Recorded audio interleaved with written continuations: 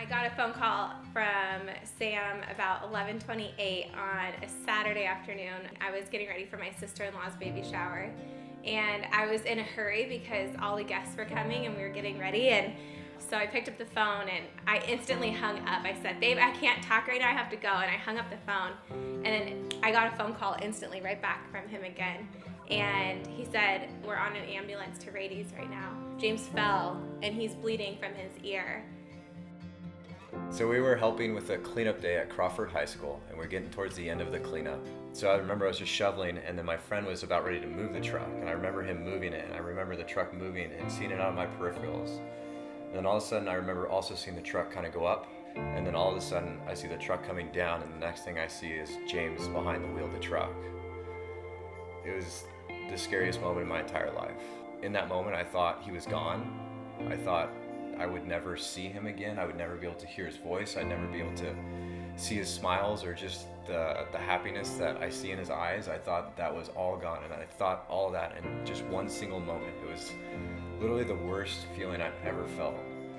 That ride over to the hospital, I didn't know what to believe. I didn't know what to think.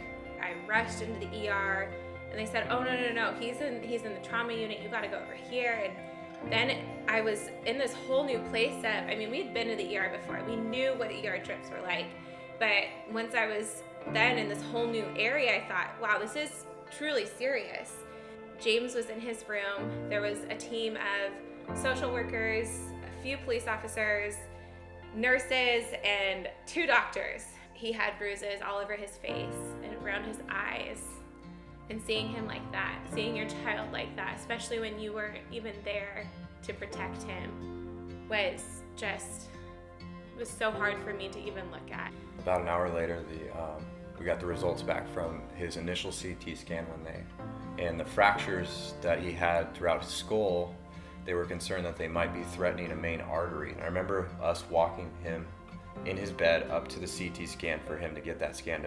For the first time since the whole incident occurred, I just had a sense of peace that he was going to be okay.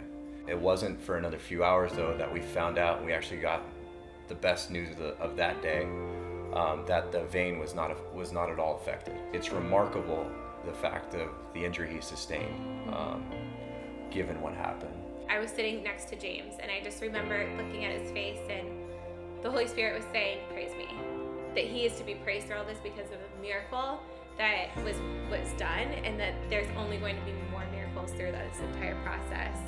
And when I heard God say, "Praise me," you don't fear, you're not afraid when you're praising him. That was something that I could grasp onto and hold on to.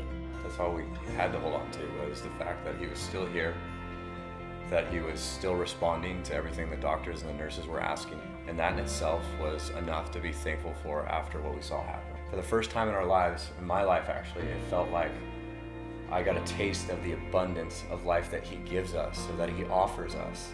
The idea to know that God has complete authority, that he's always with us, he's always speaking to us, he's always guiding us. We realized too, for the first time together, that the Holy Spirit is always pursuing us and everyone. It doesn't matter who you are. It could be, you've never heard of God before, or that you have no belief in God. The Holy Spirit is constantly pursuing every single person on this planet with a heartbeat. Then you move into these grieving and trials and that's when scared. That's when Jesus becomes real. When he becomes actually a part of your life is when you realize that he's not just there for our salvation. He's not just there for the day that we die and pass away from these bodies, but he's here with us each and every day.